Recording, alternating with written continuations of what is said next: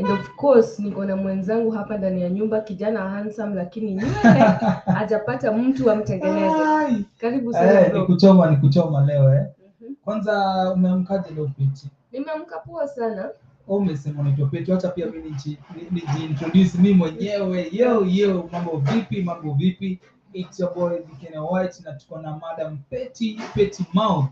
Leo tunataka tupige story yenye imekuwa ikitrend kwenye mitandao ya kijamii Peti. Yes. Hebu tupatie udaku Peti.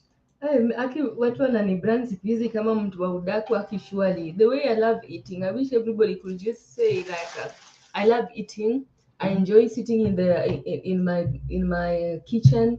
But here udaku siku hizi mnani brand akia nani? Peti wewe ni mdaku. No, mimi si mdaku. Peti wewe ni mdaku. Mimi si mdaku, and first of all I don't even love girls. You know, kupiga udaku kwanza wewe ndio mdaku mbaya. Unapiga udaku aje na demu. Wow. Peti ati mimi ni mdaku. Wewe ni mdaku. Peti kwanza mimi siwezi maridi mdaku kama wewe. Unajua tutakuwa tunapigana daily. Jumi ni mtu nakoga nimenyamaza. Nikiingia kwa nyumba, wewe umetoka Peti tunakosana vibaya. That is being mouthy. That is not being kukua na udaku, kukua na mshene. That is what we call being mouthy. So ni mouthy. Yes, I'm mouthy. I'm so mouthy, by the way. If you want me, or if you want to be my crush, or if you want to date me, or you just want us to be friends, just know that me, I'm so mouthy. Kwa hivyo Peti wewe ni wale watu mlikuanga mna saliti watu kwa class wakiwa wamekosa.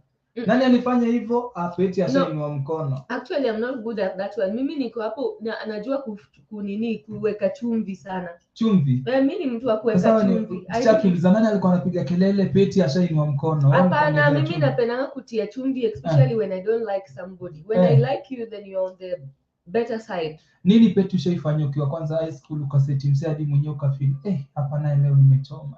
Nimefanya lakini nimechoma leo. Okay, niliwahi seti best friend yangu. Best friend yangu alikuwa na date brother yangu, at the same time alikuwa na date boy flani, she was cheating. Alafu alisneak na simu ndani ya shule. What? And I used to know alikuwa na simu. So I told mwalimu mkali sana mwenye pia alikuwa anamtaka. Walikuwa na compete. Unajua those madam teachers, if they see uko na hips, wanaanzanga kusikia vibaya just because uko na hips na wao wana hips. So this girl used to be so, alikuwa na ile figure nzuri sana. Alikuwa anakushinda hata wewe. Alikuwa ananishinda, alikuwa na figure nzuri sana, but sura yake ni ya wenye wanachunga ngamia huko Borana. Sura hakuwa nayo. Alikuwa na date brother yako? Alikuwa na date brother yangu, but alikuwa na figure poa. So unajua in high school madam teachers walikuwa wana compete na students. Yes. If you're beautiful than them, wanakusikilia wivu. So I look for that teacher mwenye nilikuwa najua hapa anapenda huyu. Madam Muleke.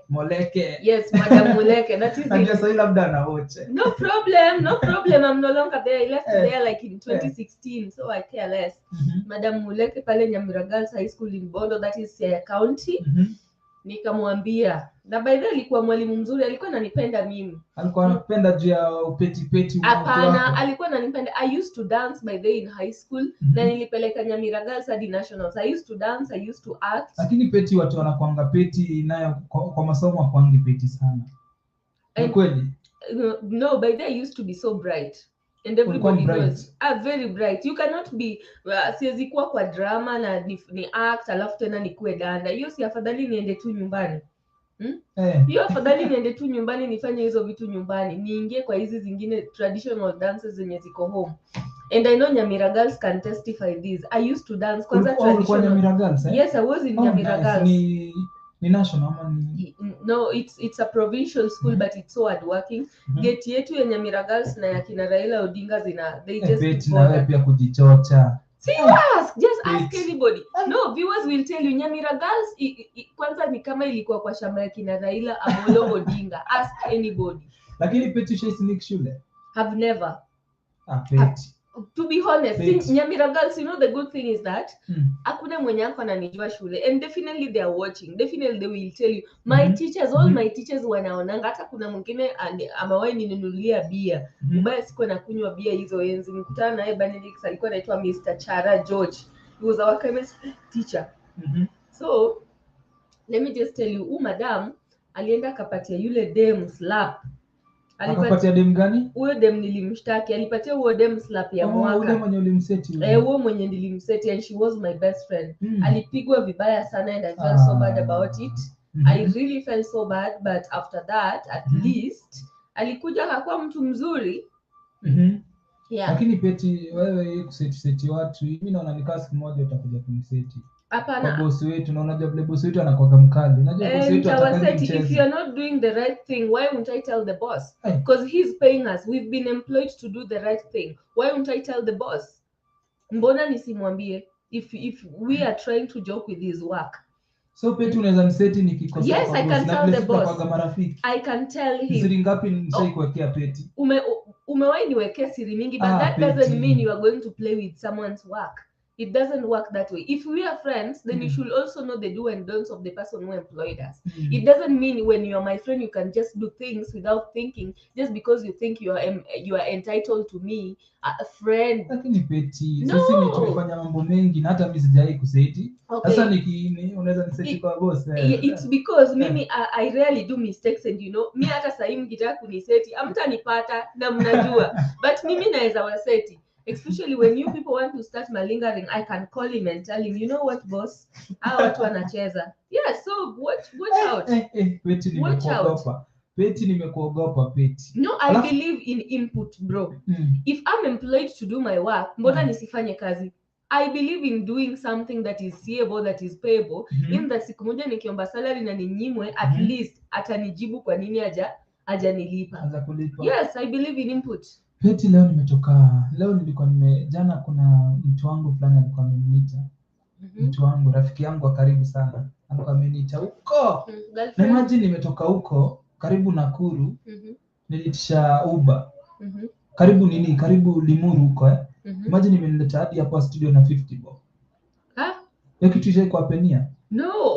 So to me nilikuwa na tense hata nilikuwa leo nikaa kuna offers. Nimekuja na 50 bob. Guy, hiyo si mara mwisho ushalipa Uber pesa kidogo, pesa ngapi na ukadhani utalipa pesa? Uber nimewahi lipa Ndururu. Those times nilipanda Uber ya pikipiki. Ndururu zilisha kitambo. Like, I didn't pay anything. I paid zero. You know what happened? That person dropped me at Greenspan Mall. And then nilimtumia do, but I didn't know kama hiyo pesa ilikuwa imeenda. Jamaa yena akaenda, kumbe hiyo pesa I had less money. So badala angetulia tena nitoe from M-Shwari. Unajua sisi wale ni watu wa M-Shwari. Usijaribu hata kunitumia pesa by mistake. Inaingia na ninarusha M-Shwari. So vile huyu jamaa alienda, kumbe pesa ikuingia. Yeye kunipigia baadaye. Hakuna kitu nilituma. But nilimfanya vibaya though. Kwa hivyo Peti osha reverse pesa. Unajua kuna mwenye ali reverse pesa na akashikwa pale roundabout pale ya Kariobangi. Kenya alifanyiwa. Wale watu wanalipaga na M-Pesa, alafu akishashika gari ana reverse pesa. Peti usha reverse pesa. Sijai reverse, hiyo siku reverse. Hiyo nilikata, hiyo nililipa, but bahati mbaya ma M-Pesa ikutaka kutransfer money. You know, at times M-Pesa na banks zinaweza kataa kutuma pesa. And that is exactly what happened. Na nilibai samaki kubwa that day. But I later fell for that guy because alikuwa na baba ya mtu. I felt so bad. Then What happened?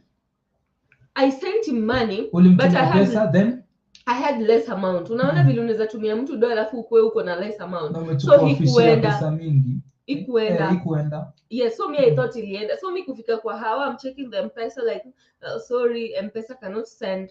The man had already gone. So by the time he was calling me already nimeshatumia hiyo pesa. Kai. Sasa kulienda aje? Alikutishia? Kuna watu wanaweza kutishia hadi Okay, the only thing I don't like in my life, don't threaten me. I'm unbuggable. Don't try to threaten me, don't try to tell me anything. I'm unbuggable, don't threaten me. Niongeleshe tu pole pole. Ulisomea wanajeshi? Hapana, mimi napenda kubembelezwa. Mimi ni baby girl. Ukinikujia like unataka kunipigia kelele or what, tutapatana. Mimi ni baby girl, napenda kubembelezwa. Hata kama niko na deni yako, you should not come at me. And I always prefer kama niko na deni ya mtu nibembeleze, be my friend. Kwanza ile siku ya Valentine tukakubembeleza hapa kwa studio. Tulikubembeleza sana. Amkunibembeleza sana. What did you get for me? Peti. Lakini it's only my bubaba who came through for me and he bought me some chocolates. And you? Chocolate ile ulishare na mimi ya 5 bob. Yaani Peti unabaia chocolate ya 5 bob. Guy, ilikuwa ya 90 bob, but I appreciate. Hiyo ni kidogo peti. Na watu walinunuliwa magari, kuna wenye walinunuliwa manyumba, hadi zina trend hadi saa hizi. Juzi, si juzi, jana. Unajua kenye ili happen jana? Unajua? Ni nini? No. Na ina trend. Yes. Niliona pale Diana Marua alijaribu kulia, women can really act. Lakini Diana inaonekana kuwa mimi sijui kama kuact, lakini anafaa kuact zile movie za huko mwanzo. Ulicheki vile alilia hadi niliona video hadi mimi nikalia. Nikasema sasa sitalala. Nikuwaka hadi pia peti, labda ninunulie pia mtu wangu nyumba kesho. I'm telling you, some people can really act. Mbona uko single bro? Mimi niko kudate imekuwa ngumu peti. Sasa una date tena na heartbreakiwa, na mimi unajua mimi ni mtu wa kulia. It's normal. You are heartbroken, you take another train. Next patient. Peti. Me, I move on so fast. It doesn't even take me 2 minutes to move on. Ukiachana mtu wako una move on within dakika ngapi ama 2 minutes. 2 minutes. It doesn't even take 2 minutes. I just drop my pic pale Facebook and they will be coming. I don't mind. Peti unakaa basi wewe una cheat. 2 minutes aje? It's not cheating. It's knowing your worth. Hakuna venye unaweza mua tu ni dump, because that was not our initial agreement when we were starting the relationship. And nowadays I have a contract. If naona nimeanza kupenda mtu, I give you the contract you sign. Contract? Yes, I give out contracts. You will never understand me, my dear. Contract hadi sasa peti. Yenye nimejiandikishia hadi nikaandika like kama unataka kuniacha you start telling me 3 months. Yes, you just don't wake up one fine morning and tell me that this thing cannot work. How? Sasa pia nikitaka kuterminate contract hiyo siku naweza tu terminate, ama lazima mambo ya lawyer na kila kitu. There are so many ways how this contract can be terminated. You can't just wake up one fine morning and start terminating a contract. Kwako. Yes. But contract naweza terminate anytime nataka. Yes, but kuna bora tumie njia nzuri ya kuterminate contract kama ile yenye Harmonize alitumia kutoka Wasafi. Hebu niweke ile video tena, nataka kuona video ya Marua alikuwa analia. Niweke hiyo video. Our viewers, hebu tueleze, comment hapo kwenye comment section, tuambie unatusikiza, unatutazama ukiwa wapi, na pia uliza Peti maswali. Peti ni msichana mmoja anakuanga na mdomo sana. Akisha pia unamuuliza maswali hapo kwenye comment, muulize maswali yenyewe tunataka kuuliza Peti, akisha unamuuliza pia mimi niulize. Alafu pia changia kwa topic yetu hapo. Ni Diana Marua alipatiwa gari, alipatiwa nyumba na Bahati. Hebu tueleze ni nini kubwa unaweza fanyia mpenzi wako yenye unatamani pia Mungu akufungulie njia na kitu kama hizo, si ndio Peti? Yeah. Peti unaweza taka nini? Unaweza taka kubaia mtu wako nini? Madem nataka tu si tuwabaie. Lakini nyinyi mtaki kutubaia. Mbona niongeze pesa juu ya pesa? Hakuna. Watazamaji wa Mtembei, hii ndio video yenye Diana anaonyeshwa akipatiwa nyumba yake na akilia pia. Now a proud home owner.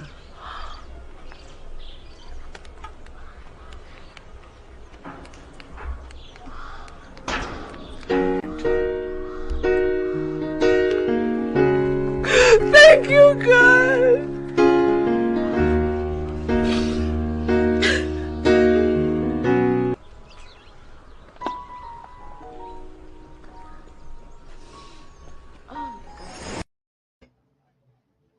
Hey, what up?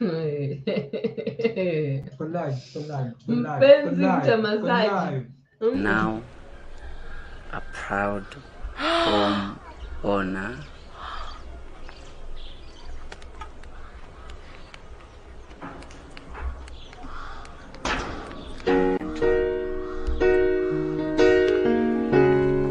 Thank you, God.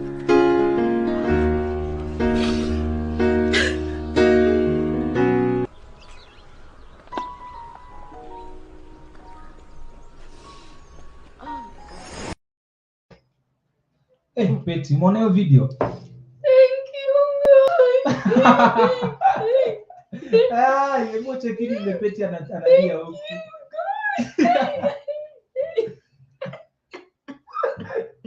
Peti ni tu mapenzi. Ni tu mapenzi Peti. Unajua, Bahati alikuwa anasema Diana ndoto yake kubwa ilikuwa ni aone nyumba yake. Na hiyo ilikuwa plans yenye walikuwa maybe wanataka wafanye in future. Na Bahati alikuwa anatengenezea nyumba alinunua land akatengeneza, ikamchukua anasema 2 years kutengeneza nyumba, na kwa iambia Diana anatengeneza nyumba. Peti ingekuwa ni wewe ukelia, Peti tuseme tu kweli, si ni binadamu Peti, haukelia? Me, I never get surprised, by the way. Peti. Nothing can surprise me. Peti uongo. No, I never get Peti surprised. uongo. Me, hakuna kitu inani surprising by the way, but Diana Marua can really act. Lakini Peti unasemanga She's good at acting. iPhone 14. 15 inakuja. Peti nikikubaia utalia. No, I can't cry. Why will I cry? I can't cry. I don't even have that strength. Why will I cry? Okay, Diana was not even supposed to cry because definitely these people are married. Hata kama Bahati angempatia hiyo nyumba, but they would still have relocated to that house. Wangehamia hiyo nyumba. Why will I cry? Why will I cry? Mtu analiaga kwa ile tu mateso mmepitia, mmekuwa mkiparent, mmekuwa mkistruggle, mmekuwa watu wamekuwa wakiwa troll kwa mtandao about vile maisha yao iko, nyumba yao ndogo. Hata kuna msanii anaitwa Ringtone Apoko, chairman mwenyewe aliingia pale kwa mitandao na kaandika akasema, mbona ununulie mtu gari, ununulie gari mingi lakini hamna parking. Sasa vitu kama hizo unaona. Bahati akasema anunue sasa nyumba kubwa yenye ataishi na familia yake. Kwa njia kama hiyo wanamtembea, kisha kwamba unatufollow kwenye mitandao ya kijamii. Mimi naitwa Dickene White. Let me tell you something. Diana Marua amelia sana hii wiki. And now I see it's too much. It's exaggerated. But analia kwa surprise.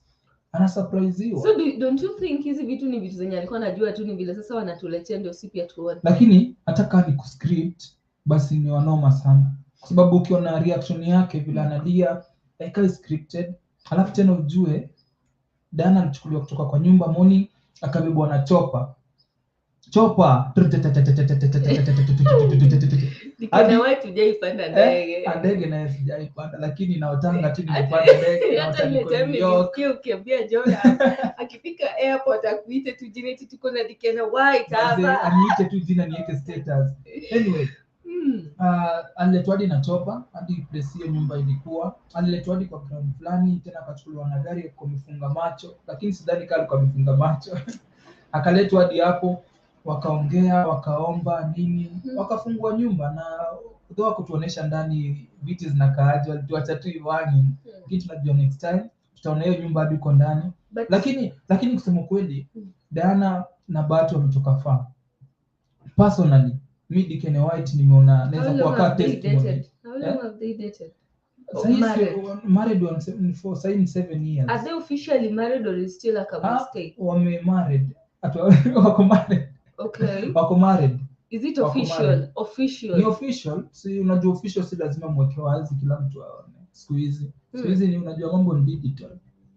Bora tu wazazi wako hapo mpike ugali. Me when I get married lazima Wakenya wote, actually the whole world, nitaenda tu Uhuru Park kujia luko na my wedding gown. Napigwa tear gas. Unajua hapa Kenya ukienda kuweka tu mkutano bila barua yangu napigwa tear gas. Sasa unadhani Uhuru anijui? Tena Uhuru hakujui Peti. Ni mimi ndo anajua peke yangu. Uhuru ananijua. Uhuru tumegrow naye.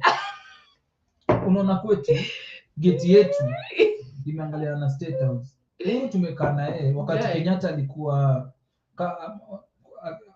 tulikuwa tunaishi pamoja. Nisaidie tena kwanza baba urgently. Nisaidie. Nipatie namba yako but unaisoma on air. Nipatie namba yako nikutumie sahi Peti. So unasema Uhuru alikuwa jirani yako? Uhuru amekuwa jirani yetu for long. Ni ile tu unajua alikuwa anataka ku-expand, wanataka ku-expand State House, wakasema watu wamishe. Lakini wakupeleka mbali, wakupeleka tu pale Runda bado. Hapo ndio bado tunaishi. Lakini bado unajua nani? Unacheki kuna jamaa nini hapo, acha tumpatie nafasi tusikie anasema aje. Anaitwa dada mkubwa. Dada mkubwa ni aje? Hey. Hello. Unmute your mic please. Dada mkubwa. Amepotea tena dada mkubwa. Lakini Peti, kusema kweli mimi nimelelewa karibu na State House. Na ni kweli. Maisha nimepitia ni maisha expensive sana. Nimesoma shule kubwa. Wazazi wangu wako na pesa.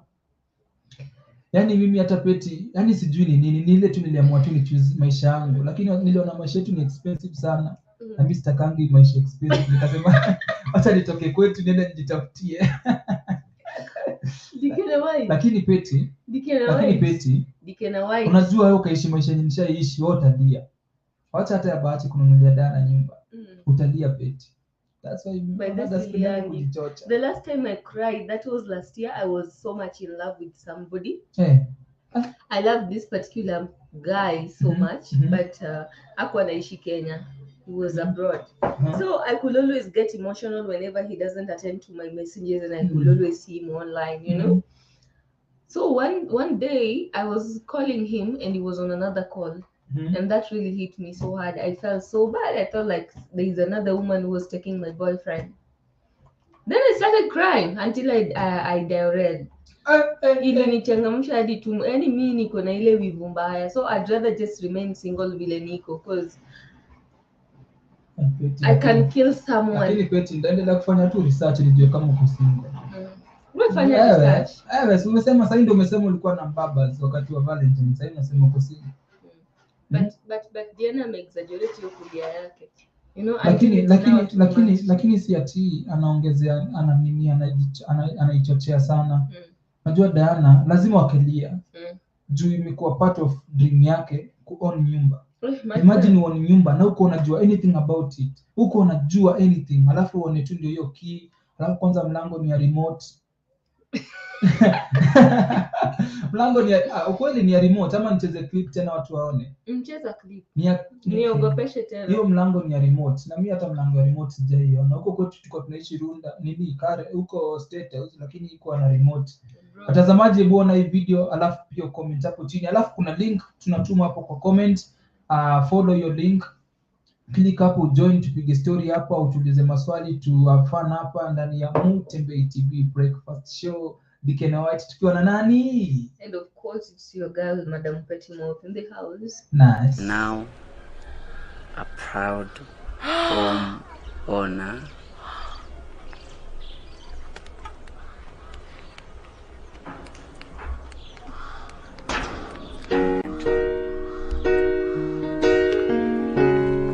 Thank you, God.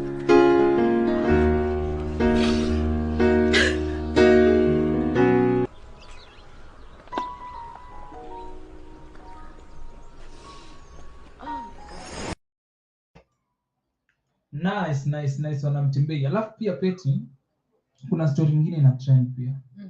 Wasanii wameamua kuweka mambo yao hadharani. Wasanii sasa ni Omondi tunaongelea. Sasa Omondi tutamuita legend ama tutamuita nani? Kwa sababu ni msanii pia kwa industry miaka mingi. Tutamuita bedroom bully. Nani? Bedroom bully. Kwa nini bedroom bully? He's really bullied a lot of women in the bedroom. And the last time I checked, he was again introducing another girlfriend, who is I think she is a media personnel, if I'm not wrong. Oh yes. Yes, after sex scandal with Manzi wa TRM. Oh yes. By the way, kuna Manzi wa TRM alisema shikwa na Omondi. Lakini kuna watu pia wakaingilia wakasema ni kipindi. Hao watu wako yani ni kipindi wanapanga labda kuleta attention, ni kiki vitu kama hizo. Sijui kwanza hiyo story uliangalia peti uliona iko aje? Okay, let me just take back these people. We had discussed it sometimes back, but kwa maoni yangu, it was true. They had that thing, they made out, but ERICK failed to pay. They had agreed like alikuwa nafaa kumlipia rent ya 25, and that is why walikulana. Peti mbona story unaiona ya ukweli? Ni ukweli because the evidences kama wamepiga picha pale wakiwa wamekaa. Kuna evidences zilikuwa zimetolewa courtesy of Plug TV. Yes. Kuna evidences. Yeah. Evidences ziko. And kwa maoni yangu, like we said before, deal ilikuwa ni they make out halafu ampatie 25,000. And ERICK failed to pay. But ERICK akona macho makavu sana. After sex scandal tena kidogo na tuintroduce ude mgeni. But I think she's a media personnel. Anaitwa nani? Joy somebody. Yeah. Kuna video iko hapa by the way, acha tuchezee watazamaji watuambie wanaonaje kuhusiana na hiyo mambo ya Joy. Huyu ni dem mpya wa ERICK Omondi. Look at this. Mi amor, te amo. baby, mon amour, hakuna mwingine kumsikia kwenye masikio yangu, hakuna mwingine kuona kwenye macho yangu, ni bebe ni. Nice. Peti mwonaje video? But ERICK akona guts. ERICK. Yes, akona guts sana. Lakini odem ni mrembo. Yeah, she's beautiful. Unajua mtu akikutoa siku ya Valentine kumaanisha anakudhamini. Si lazima. Hata mi Valentine nipelekwa na mbaba yangu, but doesn't mean like we are so much in love. Definitely he went back to his wife and I went back to my house and I'm still waiting for Mr. Right. I'm still waiting for my ideal man. So there is nowhere. Peti unapatanga wapi nguvu kwanza kudate mtu mwenye yako married? No, did I say he was married? So umesema ameenda kwake, which means ako married. No. Umesema ameenda kwa family. Kwani watu wanaishi kwa msituni? Watu wanaishi kwa msituni. Lakini Peti. Okay, Peti nikuulize, kati ya boy mwenye hayuko married na mtu ako married, mgani unadhani anaweza take care msichana vizuri? Msichana mdogo kama wewe, mtu wa 19 years. Ina depend like who is talking, you get. I can be single, you can ask me for a relationship, then I tell you I'm single, then your friend come, then I tell him I'm so much in a relationship. Ina depend like who is talking, who is coming along. Yeah. Lakini Peti pia nikuulize, kati ya mtu mzima, mtu mwenye tuseme maybe ako 40 years and above na kijana mdogo, mgani unadhani ni mzuri sana kwa mapenzi? Ukiona tu ukiona tu mwenyewe. The only thing I know is that 40 years and above wanapenda kutudekeza sisi ma tortoise, they call us tortoise. Wanapenda kutudekeza sana. But someone like you, a young boy like you, only think of sex, you only think of us arguing, you don't listen to me, you just want us to argue all the time. Unataka tu kuniekea lawama kila saa, but you know, mtu wako 40 plus above ana hiyo time. Peti. Ana hiyo time. Akona a lot of things yenye inambother, a lot of things yenye zinamkula kichwa, so hana hiyo time. Yeah. Peti, kuna pia mambo mengi imekuwa ikitrend hapa Kenya. Story ya kama jana unajua tulikuwa tunaongea DJ Mo. DJ Mo juzi pia ametoa ngoma. Kwanza hebu tuambie kitu, uliona ngoma iko aje? That song was just pathetic according to me. See it inakuanga against anybody, but you know some things are just so pathetic and I didn't like it. Na hakuna haja nijidanganyishe, I didn't like it. Siku hizi everybody is trying to sing. Sasa sijui if all Kenyans wametana wanataka kuwa musicians. Sasa nani anaenda kusikia hizi songs? Comedians wote sasa hizi wameingia kwa music industry. Actors, ma DJs, really? So kina nani watabaki kusikia hizi mawimbo? And then they don't have vocals. Some of them are just getting into the industry. They're just singing because people are singing. They're singing because... Lakini si mara kwanza kwa Mo kuimba. Mo amechapa vocals hapo, sauti safi. Sauti yake iko sawa, but I didn't understand ni nini hiyo walikuwa naimba. I didn't understand like alikuwa anasema nini. Get. So, alafu Peti, kuna hii issue nyingine ya wasanii ama vijana kuingia kwa politics.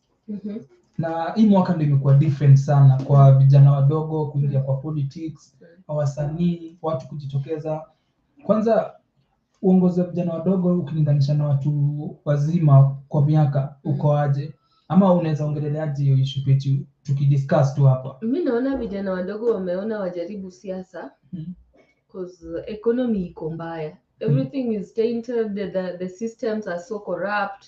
Hakuna mwenye anataka kusikia vijana wadogo, something lies to them wakiingia politics, kwanza kuchukua hiyo party ya MCA wataenda kuomoka. They don't know the exact thing they want. They're just giving us propagandas and promising us things that they know they won't accomplish. And then there's gender bias, you know. When a woman stands like she wants her political seat, anadharauliwa sana. But I'm so proud that vijana are also trying. They want to rig the system, like wanataka kuingia ndani to get at least wao pia to lead. But mimi kwangu naona kijana anaweza rule vibaya, like vibaya, not in a good way. Kwa nini Peti kijana rule vibaya na wakati kijana ndo ana understand shida zao? Because bado mna understand. Mtu kama wewe sahi, it is just the same when you have a girlfriend.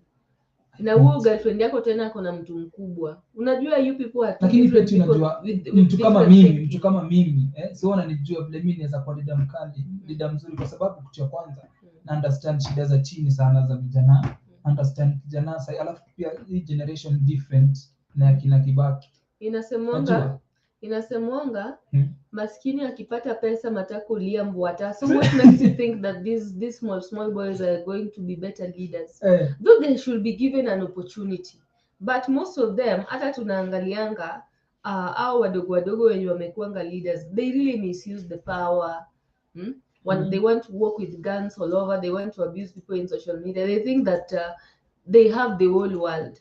That is, mimi, I don't think if I can vote for a young boy, not unless aniconvince vizuri sana. But tumeona pia vijana wadogo wameingia kwa politics na wamefanya kazi. Kuna Babu Owino. Kama nani? Babu Owino amefanya kazi. Yes. Na kijana mdogo na kumekuwa na scandals kidogo kwake. Lakini we are talking about guys who are your age. Babu Owino ameanza kumea magoti, ameanza kukoma magoti. Achana na Babu Owino. Shadi, nachekishadia shaingia. Acha tumpatie nafasi tusikie anasemaje. Shadi vipi? Shadi ametoroka haraka. Vipi Derrick? Yes, good morning. Good morning Derrick. How are you, man? I'm fine. How are you today? Tuko poa Derrick. Hebu tueleze unatutazama ukiwa wapi Derrick? Oh, I think I'm late anyway, but I'm joining all the way from Kirinyaga County. And I'm glad to be in the show today as well. Yes, Derrick. Asante sana. Karibu sana Derrick. Yes. Jana Derrick, kuna story ilitokea na Wakenya walikuwa wameongojea. Huyu jamaa anaitwa msanii Bahati, alikuwa na surprise mke wake ambaye ni Marua. Alikuwa anamfanyia surprise 5 kwa hiyo wiki ya Valentine. Na sasa jana alikuwa anatoa zawadi ya mwisho kwa Diana, na zawadi yenye ileta attention kubwa sana kwa Kenya. Bahati alimsurprise na nyumba, home, mansion. Kwanza unasemaje kwa Bahati kufanya hivyo kwanza? First of all, it is good to surprise someone, especially to surprise your friend or your lover. It's something normal. And I think it is something that most people have done. I've done it myself. Someone has done it to me, and I think someone has also done it to you. So surprising somebody is not unique, and unless it is done in a wrong way. For example, surprising someone who is not your friend, or surprising somebody's friend, that one now it will be a different case. But to Bahati, I think what he did was just right. There's no problem with that surprise. With him, I don't see something to talk about. There's a problem in surprising someone with all that luxurious things. So it's okay. But Wakenya wameingilia Bahati sana wakisema vitu zingine hafai kuweka in public, na pia ana fake sana. Anamnunulia gari, kesho kutwa ana hiyo gari anairudisha showroom. Vitu kama hizo. Kwanza unasemaje kwa vitu kama hizo? Juu wasanii wengine wanajaribu kufanya hivyo, aoneshe tu uwezo wake, lakini mwisho wa siku anaitisha pay bill, anasema ameishiwa na vitu kama hizo. Kwanza unasemaje kwa wasanii kufake sometimes vitu?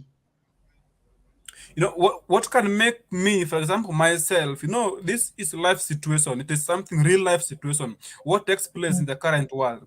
What can make me maybe to say, the surprise that I gave you, let me take it back, or I need it back. What can make me to do that? Maybe you don't appreciate what I've given you. Yes. Or maybe there's a disagreement that can limit us from now staying for long, or we are departing, we are parting away now. We are not maybe in good terms. So if we are not in good terms with my friend of whom I gifted something, and I feel like now I should take it back because we are no longer friends.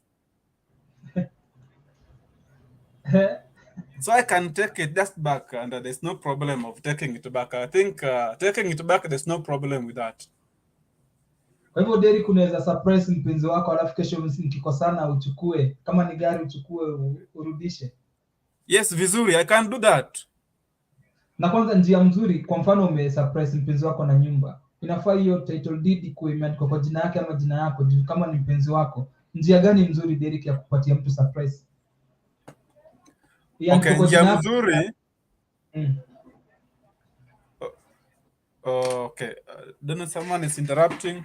Okay, it's okay. Now back on the studio. Now the best thing to do when you want to surprise someone, when it comes to material things, you know, like if I give someone money, you can go and spend. You can claim that I don't have it and I can't pressurize you that you must give me back.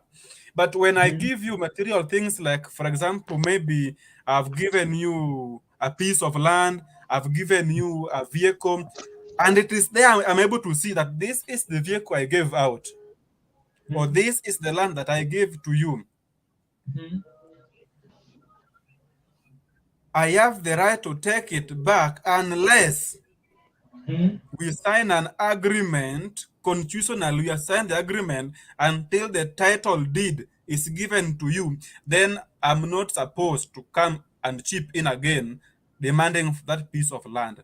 But if there's no title deed, there is no any evidence that can make me not to take that land back. Derek, acha tumpatie MC Small D nafasi pia tusikie anasemaje kidogo tu. Derek, unmute your mic please bro. Small, yes. Vipi ndugu? MC Small D. Small D.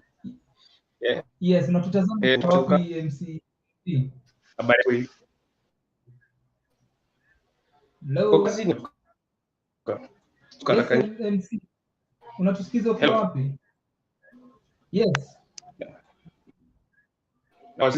Hello.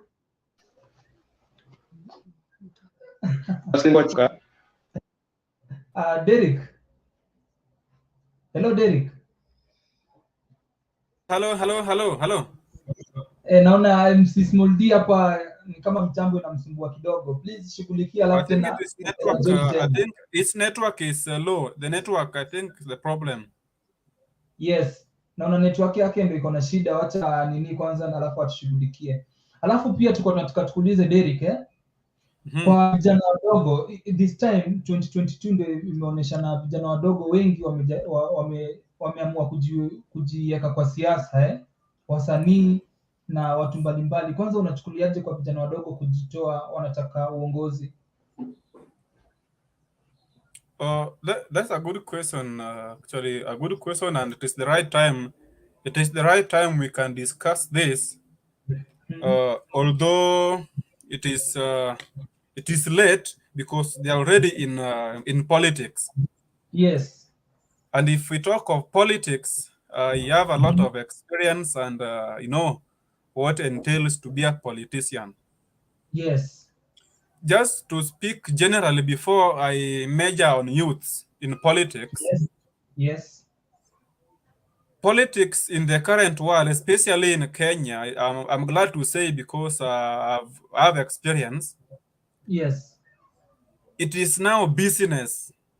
It is the business, and the people think that if you are in politics, especially in Kenya, there are allowances that you are going to get. Yes. And that is why you find someone owning business, those people who are in big business, those who are self-employed, those who are government officials, top government officials, they are resigning to come and join politics. Unaona? Yes. Because they are not contented with what they get. They see, no, so and so was a politician. No, they get from experience. For example, they can say, Eric was an MP of a specific area. During that period, he built this house, this big house. He built so many things. He owned so many things. So they associate this with money of government. That that's how this man is getting money from the government because he's a politician. So that is why most of the youths, because youths, they need money. Yes.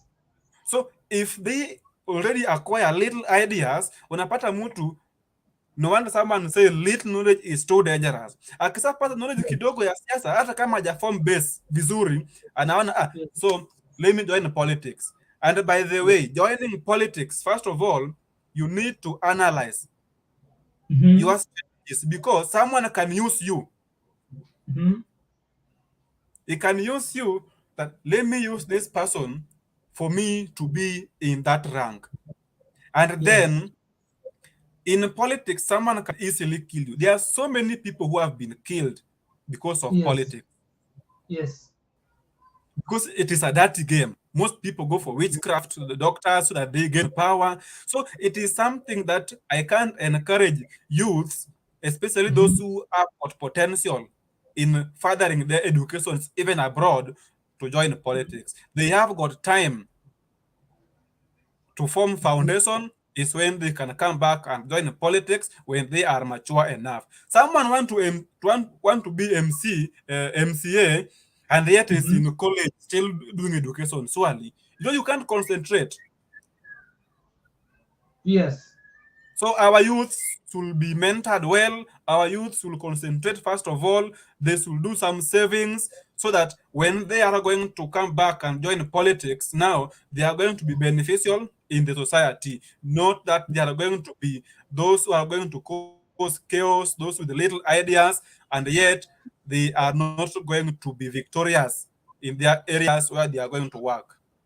Mr. Derrick, inataka nikuchallenge tu kidogo kidogo tu, hii ni out of entertainment, ni politics kidogo tu Kama kesho wewe ukapata nafasi ya kuwa rais, ukakuwa president, unadhani ni njia gani unaweza tumia kwa kupunguza corruption hapa Kenya? Unaweza tumia njia gani ya kuhakikisha corruption haiko tena hapa nchini?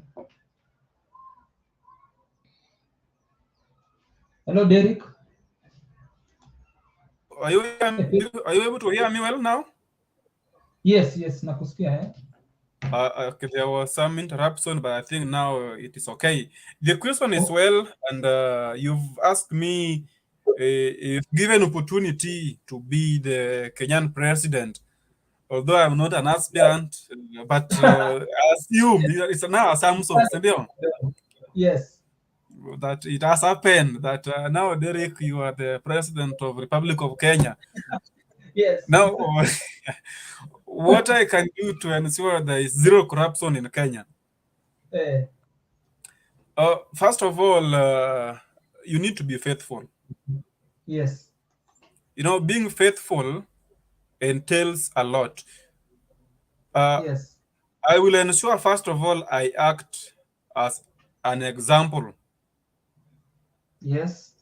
Myself, first of all, I will ensure that there is no any form of corruption on myself. I don't corrupt anybody. Yes. In terms of distribution of resources, in terms of maybe choosing of leaders from different places. Someone is interrupting me. And then once, if you are, first of all, you are not corrupt, your government cannot be corrupt because they are going to get example from you. But if, first of all, you are corrupt, they will copy you. So the only solution to this is to set an example. Yes. So that they lead, because you lead with an example. Right. Yes. Mr. Derrick, tunaomba tupatie MC hapa na ucheki ametulia, amekuwa patient sana MC. Tupatie nafasi, please unmute your mic please. Safarine. Yes. Vipi MC? Nirudi tena. Ukoje? Nirudi tena. Yes, nakutazama ukiwa. Siko salama. Mimi niko Chuka. Chuka. Kuna story ilikuwa na trend jana ya Bahati amenunulia mke wake nyumba. Sijui kama uliiona. Niliona Facebook nifuatia watu. Unachukuliaje kwanza Bahati kwa kusurprise bibi yake na nyumba? Kwanza bibi kuna shida gani? Surprise mali yenye ya konta sasa. Sasa lazima tisiwe. Alo. It must be point. Hata akitaka kumpa kitu ingelewa hata sio shida mimi. Yeah, mimi sio sasa complain.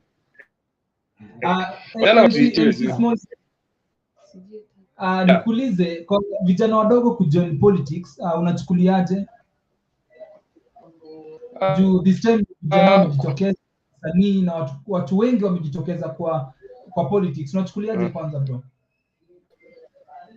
Okay. Kwa vijana kwanza kwetu sasa tinga ya kwa ni kitu kama pressure driven character. Pressure driven. Okay. Derek, please tunakuja. Kiongozi. Hey. I have my mentor here who is also well conversant and they know more about youth. Yes. I think if you let him advise you on, let him have something to say about. Yes. Karibu sana. MC Small D, kidogo tu tunakukuzia, network yako inasumbua kidogo. Vipi ndugu? Ndio. Hi. Hello. Hey, hi, how are you? I'm very, very okay. Hey, kwa majina unaitwa nani? Mimi naitwa Ken. Ken, eh? Ken Musomba.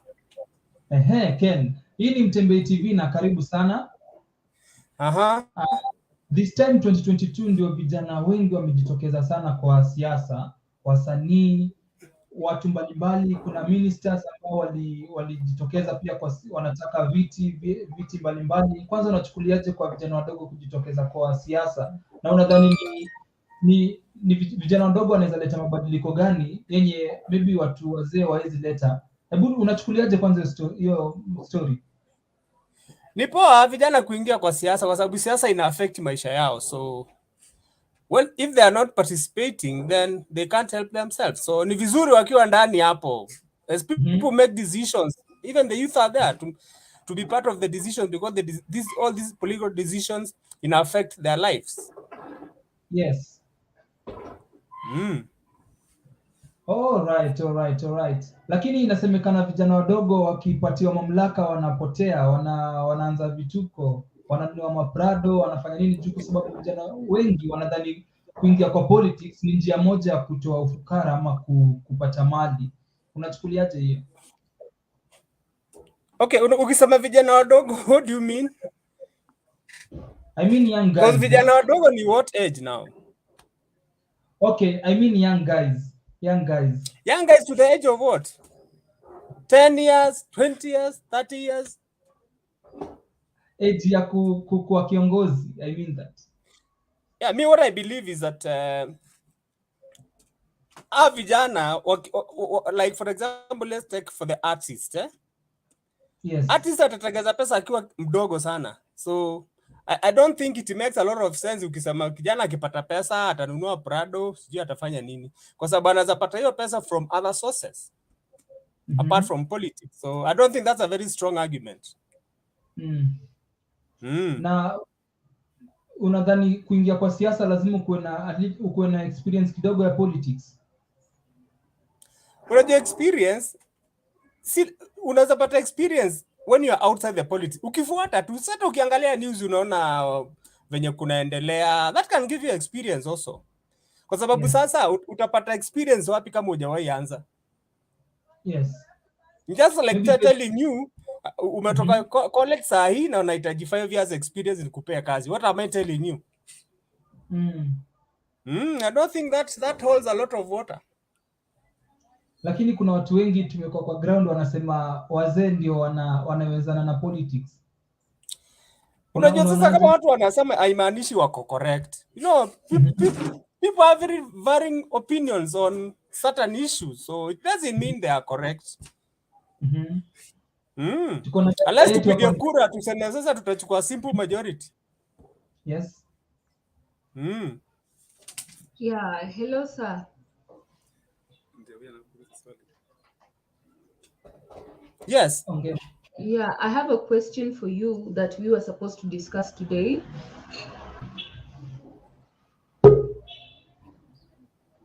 Yeah? Okay, I'm listening. If it's me, Oh, should parents decide what to study in college or campus? for their kids, Yes. I don't think so, because you see, if I decide what my child should study in college, that means my kid will be taking my profession.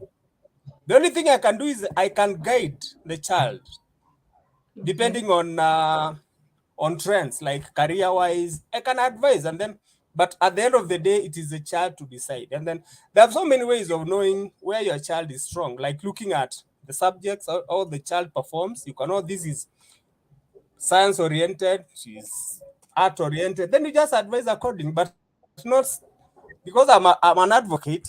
I can't say that my children should, all my children should be advocates. If I'm an engineer, I can't say all my kids will be engineers, because we have different capabilities, in short. Yeah. Mm. So what about those kids that have been pushed their entire life when they were studying? Like parents have to tell them like, don't study computer, do French and whatever. Should those parents continue giving them the guidelines? Okay, When they, I've seen such situations, and then because the child is well mannered, will obey what the parents want. But I've actually experienced a person does a certain degree, finishes, and then changes to a very different training and adopts yeah, that one as because a career is supposed to be passion. okay, Yeah, so being pushed most of the days is not the right way of going about it. all right. Yes. Aya. Another question to everybody and the viewers, maybe you can share your own opinion at the comment section. Who is to blame for poor leadership in Kenya? Hello, sir. Okay, my take, I would say that that's a very broad question, Yeah. and so there are several quarters which are supposed to be blamed for poor leadership, and the first one is the voter, Yeah. because me as a voter, I'll vote the wrong person because I was bribed, I was given 200 shillings, I was bought something, tea, stuff like that. So as a result of that enticement, I'll end up voting for the wrong person. So I am part of the problem. Then secondly, we also blame it on the leaders themselves. Because you have guys who are corrupt and they acquire positions in corrupt ways, by either through bribe. So it is a very broad question, in short. And I think it will take a very long time for Kenyan leadership to metamorphose into what we can call good leadership. Okay. Yes. Asante sana ndugu yetu, tumeshukuru sana kwa wakati wako. Yes. Tunashukuru sana. Asante sana. Sawa, karibuni. Asante sana ndugu. Yeah, so leo tumeona vitu mingi vinafanyika. Peti. Yes, Peti. Yeah, vitu mingi Lakini Peti leo unakaa mrembo. No, mimi ni mrembo kila siku. Kwani Peti, mbona leo unakaa kama una shine hivi? Kwani leo zoea pesa ikuzoee. Tumia pesa ikuzoee bro. Lakini tena mbona Peti unakaa uko down hivi leo? Not really. Kwani leo hujakunywa chai Peti? No, nimekunywa chai, not really. You know, sometimes you not every time unaweza amka na moods poa, but my moods zangu ziko tu nzuri, just that kuna ile time you're just off key. Yes. And then our time is almost up. Yes. We have less than 10 minutes. Yes, Peti. Yeah. Peti, niuliza hata nini swali yoyote. Okay, how many? Hata hujaniuliza leo nimekuja. Niuliza hata kitu Peti. Wacha kwanza nikupatie swali ya character development. Yes, Peti. How dating a broke lady feels like. You are the one to tell me that. peti inauma sana. Kama kuna kitu inauma sana sana kwa hii generation yetu ni kudate them broke. Aha. Unajua saizi for real maisha sasa ni kusaidiana peti. Ukileta unga mimi naleta sukari. Ukileta sukari mimi naleta nyanya. Ndio maisha isonge. Unajua sasa maisha ni ngumu sana, na especially kwa boy child ni ngumu zaidi kwa sababu saizi for real hakuna kazi. Kazi ni ngumu kupata, vijana wana struggle hapa nje. Hata wengine siku hizi unajua vijana wengi walikuwa na depend kwa kuuza machuma. Sasa chuma zimebaniwa. Hiyo ni njia moja ya kurudisha. Chuma zimebaniwa, sasa hakuna machokora. Okay, sorry to say machokora. Sasa chokora watafuti chuma.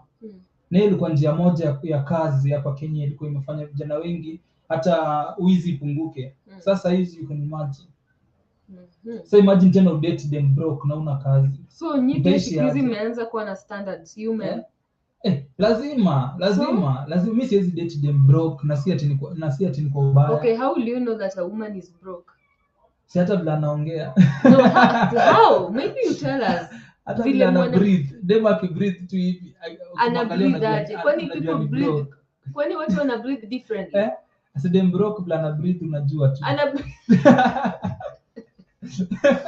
wewe ni joker. I'm joking, lakini honestly date them broke hiyo ni kama kujiongezea mzigo. Sababu gani nasema hivyo? Imagine you wote mko broke pet. Mtasurvive aje? Sasa hii demo anataka kushuka. Okay, demo anataka kushuka lakini si ati mimi ndo nafaa kusimamia, ajisimamie kushuka. Anataka kuweka hizo sijui eyelashes, anataka kuweka sijui lipstick. Demo kana anafanya kazi ni vizuri kwa sababu vitu zingine kama hizo ndogo ndogo atakuwa anajifanyia yeye mwenyewe. Sasa labda tu ni kulipa rent. I really didn't know that nowadays men pia standards zao zimeanza kuwa juu, like you no longer just dating. I thought like a man could just approach mwanamke anaona kama they are compatible or is in love. I didn't know that you people are nowadays looking for somebody who is pocketed, someone who is liquid. I didn't know. I'm so surprised. I thought it was vice versa. Lakini peti, when it is on as a date Charlie broke. Yes, I can. It's love. It's love, my dear. Okay, love it's love and it depends how this particular person is handling. Unajua peti love iko na inakuanga kutoka enzi love ilikuwa. Lakini siku hizi unafaa ku understand generation imechange. Siku hizi wasa wako digital. Maisha imepanda. Unajua sasa unga ni pesa ngapi peti? I know. Na ukilinganisha na zamani wakati tulikuwa tunalelewa. Imepanda definitely. Kumaanisha maisha imepanda. Yes. Na lazima pia vitu zipande. Standard pia lazima lazima ipande, especially sasa kwa maboy. Sisi maboy siku hizi ndio tunafaa kutreatiwa. Kwanza Valentine nilifanywa vizuri sana. Let me just ask you a very simple question. If all men are now looking for girls who are rich, then nani atadate hao wenye hawajiwezi? Who is going to date these guys? America anasema hapa kwa comment that dating them broke is like going to bar hotels. Going to bar hotels. Is like going to bar hotels. Okay. ERICK wewe. No, it's normal. Sasa wanaume wote siku hizi mkikuja mnatafuta mademu wako na do. Nani atadate hao wengine wenye hawana do? Who is going to handle them? Who is going to date them? Wanaume hamfai kuweka standards. Kwa nini? Hamfai kuweka standards. The only thing you should look for, if this woman is capable of sustaining you, kukufanya ukue mwanamume, if she's going to be submissive, if she's going to care about you, you should not look if this man is broke or rich. It is your work to work so hard and raise that particular woman. Lakini kama this 21st century wanamume pia mmeanza kuangalia rich women, then I don't know where the world is heading to. Lakini sijui tunaenda wapi. Lakini peti kidogo tu. I don't know what's happening here. So hii basi siku hizi naenda kuwa vibaya because in this 21st century hiyo kitu haifai kufanyika. Kidogo tu.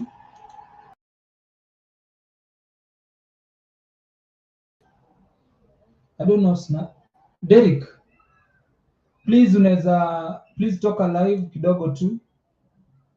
Toka live kidogo. Derek.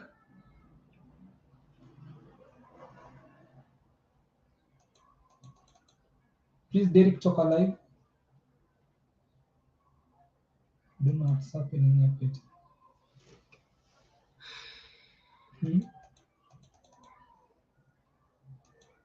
Kwani ulifanya mahali by mistake?